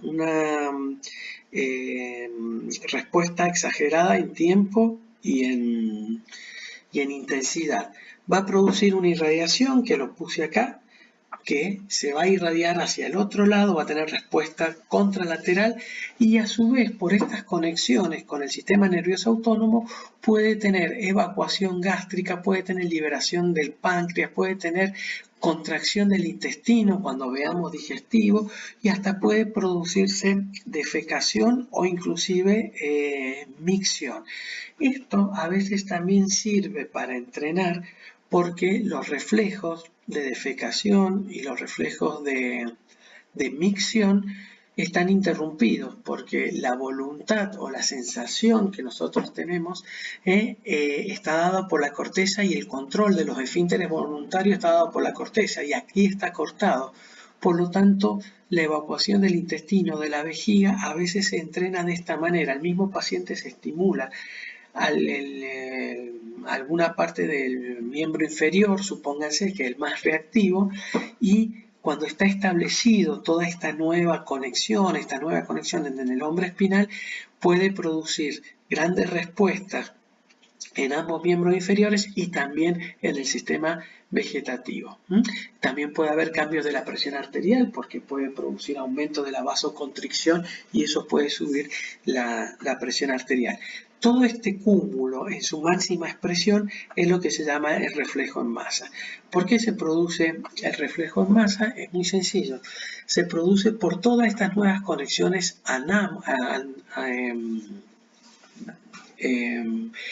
que son nuevas conexiones, son conexiones no existentes y que lleva su tiempo hacerla y que una vez que se están estableciendo estas nuevas conexiones, conectan con grupos neuronales que antes no conectaban, como pueden ser el contralateral o como pueden ser ya con el sistema vegetativo. Entonces, ante un estímulo leve, se despierta este reflejo, especialmente el reflejo flexor, que ha cambiado su arco reflejo, ha ampliado su arco reflejo, ha tenido nuevas conexiones y que es lo que produce todas estas nuevas conexiones, produce la irradiación, produce la hiperreflexia y produce todo este reflejo en masa. Y eso es lo que es el animal espinal o el hombre espinal, es decir, del traumatismo medular, de eso que se instala en forma aguda. Lo único que se recupera y que tiene todas estas características son los reflejos, con todas estas características, la motricidad, la anestesia y no se recupera hasta el día de hoy porque no se restablece nuevamente las conexiones de esos haces, de esos axones que conectan hacia arriba y que desde arriba conectan hacia abajo. Entonces, fundamentalmente, ¿qué podemos decir de este segmento, de este primer segmento que nos hemos demorado un buen tiempo en estudiar la médula? Es que en la médula se integran los reflejos, como hemos visto, y también esos reflejos están sumamente condicionados por haces ascendentes, por haces descendentes, y que la médula es una vía de comunicación o de transferencia de información desde la periferia hacia lo central y lo central hacia la periferia. En forma más resumida, ahora solamente vamos a mencionar otras funciones, otro nivel que es el tronco cerebral. En el tronco cerebral, acá tenemos una resonancia, perfectamente vemos la médula. Acá estamos como entra en el foramen, acá ya estamos dentro del encéfalo, tenemos esta parte del tronco cerebral que es muy importante, la parte más superior que se le llama puente o protuberancia, la parte más inferior que es el bulbo, acá tenemos cerebelo y después tenemos lo que es mesencéfalo, ganglios de la base, todo esto, y todo lo que es la corteza cerebral, que es lo que está representado acá. En este caso, ya obviamente esto se ve mucho en animales de experimentación, en modelos de experimentación, y en los humanos se ve a través de distintos tipos de enfermedades o secuelas, como le digo, de ACV, que produce alguna lesión en alguna de estas estructuras o tumores, o también obviamente en el campo de la traumático. Si queremos estudiar este segmento, que es el segmento del bulbo y la protuberancia, junto con el cerebelo, es como un sistema, es como un conjunto, tenemos lo que se llama la descerebración paja, y es cuando en los animales de experimentación se produce un corte a este nivel, fíjense, a este nivel. Es decir, en realidad el corte sería así, siguiendo la corteza, no queda nada de la corteza. Es decir, ¿qué es lo que queda? Se separa bulbo y protuberancia del resto de todas las estructuras superiores. ¿Qué es lo que queda en ese animal de experimentación? Queda bulbo, médula, cerebelo y protuberancia. Lo otro queda separado, como lo vemos en este esquema. ¿Entienden? El corte pasaría por acá. Cuando en los animales de experimentación el corte pasa por ahí y todo esto queda desconectado, los centros superiores quedan desconectados, y es un evento agudo, un evento brusco también, como el shock espinal, entramos no en lo que se llama el shock espinal, sino en otra circunstancia que es lo que se llama descerebración baja. ¿Qué característica tiene la descerebración baja? Volvemos a este esquema que vimos en el sistema eferente gamma, porque es fundamental. El corte en este sistema, en este dibujo, pasaría por acá, miren, pasarían así, ahí. Quedaría todo esto fuera y lo que quedaría que sería bulbo, protuberancia y la totalidad del cerebelo. Acá, si queremos hacer bien el dibujo, quedaría ahí. Esto, a ver si...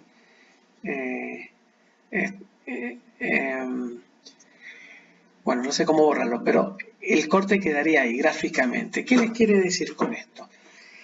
¿Se acuerdan que la eferente gamma, la información que viene hacia la médula, era la resultante entre las fibras estimulatorias, excitatorias, que son este sector 5, que está en más, y las inhibitorias, que es el sector 4. Ahora, cuando nosotros hacemos el corte, quedan dos grandes secciones que producen inhibición desconectadas. Una muy importante, que con los ganglios de la base, y la otra una parte de la corteza. Por lo tanto, en esta vía que desciende por la médula espinal, va a predominar fuertemente, ¿qué cosa? Lo positivo, fuertemente la descarga positiva. ¿Por qué? Porque esta inhibitoria, que era inhibida por esta zona de los ganglios de la base y de la corteza, no está y solamente tiene esta parte un poco del cerebelo. Por lo tanto, la descarga eferente gamma va a estar sumamente estimulada.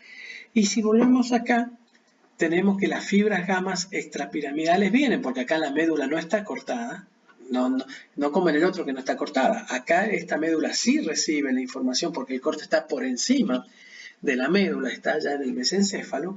Por lo tanto, esta médula o estos segmentos medulares están recibiendo permanentemente una descarga extrapiramidal sumamente grande. Sumamente grande. Y esta descarga piramidal sumamente grande, ¿qué va a hacer? Va a producir un gran estiramiento, del uso muscular y en forma continua, es decir, lo estira mucho y en forma continua, y al estirar en forma continua va a producir una gran estimulación del ángulo espiral, por lo tanto este reflejo miotático va a estar sumamente activado y por lo tanto la contracción de las fibras extrafusales van a estar sumamente contraídas, por lo tanto va a tener un gran aumento del tono muscular. Tan aumentado que es quizás la máxima expresión del aumento del tono muscular, que se llama descerebración baja. ¿Cuál es el motivo? Lo volvemos a repetir. Hay una gran acción del sistema eferente gamma. ¿Por qué? Porque lo que está inhibiendo quedó fuera del corte, quedó desconectado, que son las partes de los ganglios de la base y algunas zonas de la corteza. Este uso muscular va a estar muy estirado. Al estar muy estirado y permanentemente estirado, las ánduloespirales van a estar muy estimuladas, por lo tanto, por el reflejo miotático va a estar sumamente activo y las fibras extrafusales van a estar sumamente contraídas por esta descarga continua. Por lo tanto, el tono muscular está muy aumentada y forma lo que es la rigidez de descerebración baja, que es una rigidez prácticamente muy firme. Hay una extensión total del cuerpo, es como si fuese toda una tabla, una extensión de los pies, fíjense, una dorsiflexión podríamos decir, una pronación con el puño cerrado y una pronación hacia afuera. Fíjense cómo apuntan los puños, o sea, prona hacia la parte hacia adentro y la parte de la mano queda hacia afuera. Si ustedes tuvieran posibilidad de ver a estos pacientes y lo quisieran levantar es prácticamente una tabla. Todos los tonos musculares, tocarían los bíceps, tocarían los abdominales, los cuádriceps, el tríceps sural, el bíceps y el tríceps del miembro superior, los del antebrazo, los del cuello, estarían todos con una gran rigidez, los dorsales. ¿Por qué? Porque tienen un gran tono muscular y ese tono muscular está dado por una gran descarga simpática debido a que no está inhibida porque está desconectada de los centros superiores. Para demostrar que la rigidez de cerebración está mediada por el reflejo miotático y por el sistema eferente gamma, en estos animales de experimentación se verificó un fenómeno importante. Por supuesto que este fenómeno es más bien experimental, pero que ve y grafica mucho el funcionamiento normal del reflejo miotático, que es la desaferentación. ¿Qué significa desaferentación? Significa sacar las aferencias. ¿De quién? Del reflejo miotático. Acá tenemos lo mismo. Tenemos grandes descargas de los haces extrapiramidales, el uso muscular muy estimulado, por lo tanto se produce el reflejo miotático muy activo. La desaferentación, ¿qué significa? Cortar la raíz posterior. Si en este animal de experimentación se corta la raíz posterior, ¿qué les parece a ustedes que pasaría con el tono muscular? Prácticamente ese tono muscular cae a cero, es decir, se afloja rápidamente. Y obvio, ¿por qué es? Porque las fibras eferentes gamma siguen descargando, porque esto no lo hemos tocado, el uso sigue estirado, las ánuloespirales siguen captando ese estímulo, pero ¿qué pasa? Ese potencial de acción originado en el receptor, acá en el uso muscular, no pasan hacia el centro integrador, por lo tanto esta motoneurona alfa ya no recibe la información que le venía de la aferencia, por eso se llama desaferentación, y su descarga afloja abruptamente. Por lo tanto, este tono muscular que estaba muy aumentado, cuando se produce el corte de la raíz posterior, se produce la relajación. Lo que eso nos explica que este aumento del tono muscular está mediado por el sistema eferente gamma y que utiliza esta estructura del reflejo miotático o reflejo de estiramiento que se llama. Una de las características también que tiene esta rigidez de cerebración es que dicha rigidez varía un poco con los cambios de posición. Es decir, que de acuerdo a la posición en que se coloca el animal de experimentación, va a variar en más o en menos esa rigidez. Esto se debe a que están presentes los reflejos laberínticos, es decir, que el arco reflejo se encuentra por debajo de la zona del corte y como lo vemos acá muy rápidamente, este arco reflejo está en esta zona que es el bulbo y la protuberancia. Tenemos el estímulo que es el laberinto, que es una estructura del oído interno, la vía aferente y los centros integradores se encuentran en el tronco cerebral. Recordemos que el corte está por encima de él. Por lo tanto, manda información, esto a través, ¿se acuerdan de esos haces extrapiramidales que dijimos? El vestíbulo espinal, el rubro espinal, especialmente el vestíbulo espinal, que viene de vestíbulo, manda la información hacia la médula y ahí interviene también en la influencia de la descarga de las motoneuronas alfa. Como acá no está interrumpido, la médula está intacta, entonces aparecen estos reflejos laberínticos. ¿Y en qué varía esto? La mayor extensión, la mayor rigidez es cuando está en posición supina, es decir, cuando el animal está de espalda, cuando se lo vuelca hacia el lado, supóngase hacia el lado izquierdo, aumenta el tono muscular de las patas homolaterales y cuando la menor rigidez de este modelo de rigidez de cerebración baja, es cuando está en posición prona o en posición boca abajo. Es decir, que el cambio del tono muscular dado pues, especialmente por estas haces extrapiramidales, vestíbulo espinal y rubro espinal, se debe a según la posición en que se encuentra, que es captado por este órgano. Es decir, que eso es una de las características comunes. Y después también tenemos otros reflejos, que son los reflejos tónicos del cuello, que también están presentes en estos animales de experimentación de acuerdo a cómo se mueve la cabeza o a cómo se mueve el cuello, también depende y hay variaciones en el tono muscular.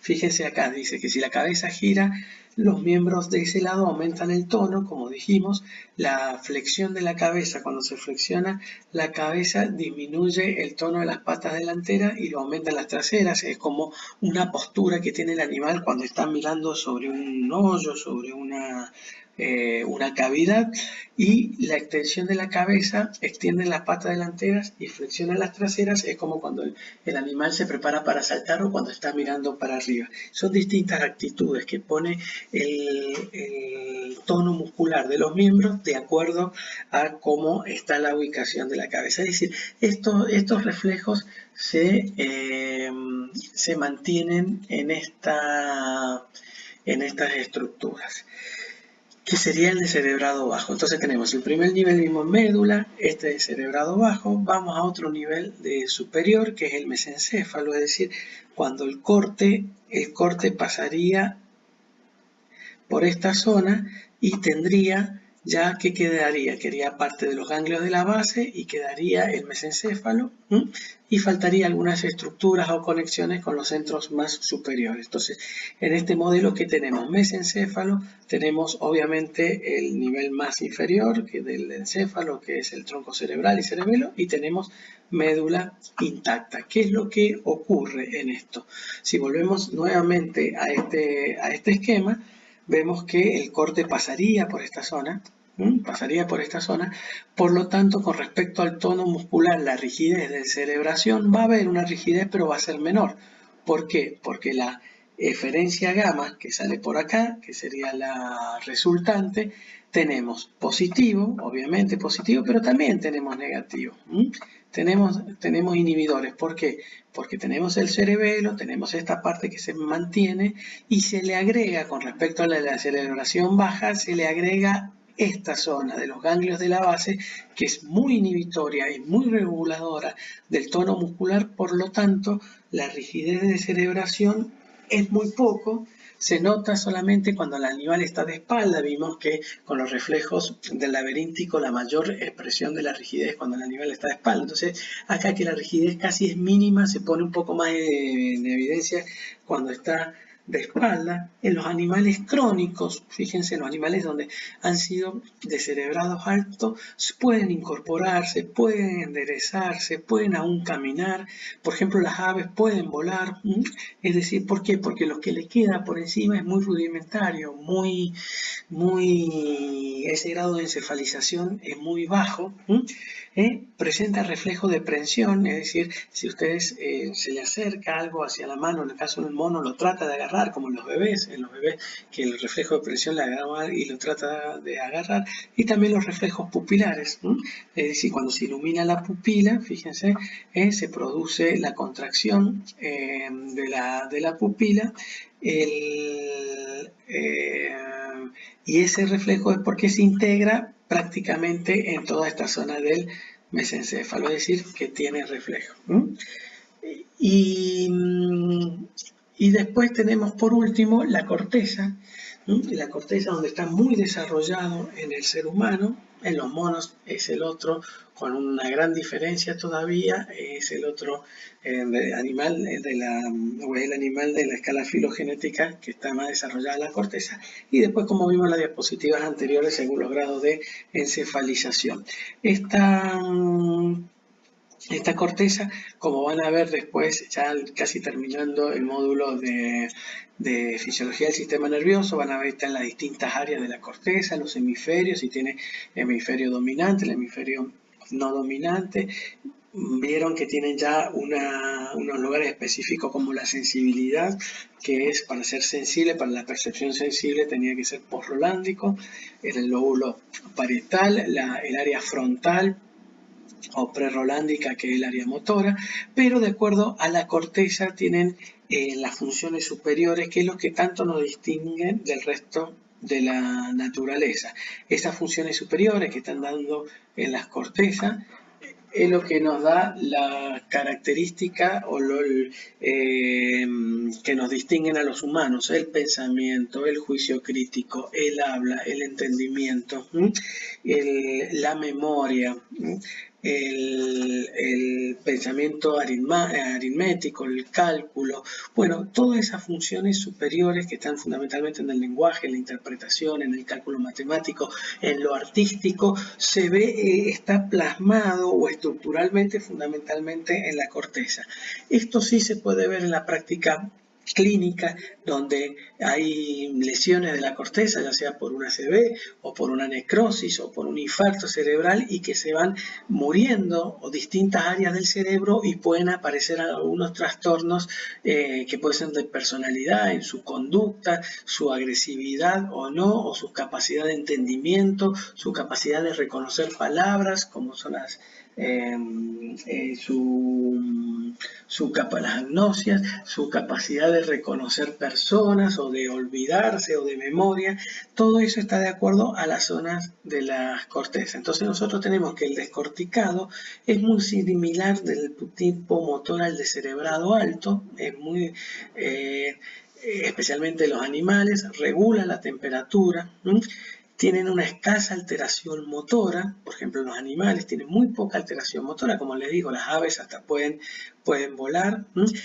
Lo más relevante es la pérdida de la reacción a experiencias pasadas. Por ejemplo, en los animales, en el perro, que está bajo a reflejo condicionado, si alguna experiencia traumática o alegre, o cuando lo sacan a pasear y se pone contento porque ya ve la correa y ya sabe que va a pasear, esas experiencias que logra esa memoria, esa emoción, tiene algo de sustento en la corteza cerebral, es lo que se va perdiendo y difícilmente adquieren los reflejos condicionados, es decir, adquieren otro tipo de reflejos condicionados. Está más para la parte de aprendizaje. Acá en esta última diapositiva, si es que no se ve bien, a ver, vamos a ver si podemos agrandarlo. Fíjense, acá tienen distintas funciones, que pues en el hemisferio izquierdo, en esta parte está el razonamiento, está el lenguaje hablado, está las habilidades científicas, la habilidad numérica. Del lado derecho tienen la intuición. Cuando vieron la imaginación, es más lo artístico, fíjense, el sentido artístico, el sentido musical, la percepción tridimensional. Es decir, si hay lesiones que se lesionan en esta parte, a lo mejor puede perder la percepción de profundidad o de ancho, o acá trastornos en la imaginación, o en la parte más artística. Si es un músico y tiene una lesión especial en el hemisferio derecho, en esta zona, puede perder su hábito que tenía de musical. O acá en la zona frontal, vieron cuando dicen los frontalizados, los que quedan con alguna lesión frontal, el razonamiento más crítico, más cauteloso, por ahí es más instintivo. Puede haber trastornos del habla, es decir, cuando se sacan las cortezas o en el descorticado se pierden todas estas funciones superiores. Lo que pasa es que estos experimentos en el humano obviamente no se hacen, pero sí pueden ser semejantes de acuerdo a las distintas lesiones de la corteza cerebral, las distintas alteraciones que ocurren. Bueno, hasta acá llegamos. Esta era la clase de niveles funcionales. Espero que lo hayan comprendido y nos veremos en la próxima clase. Muchas gracias.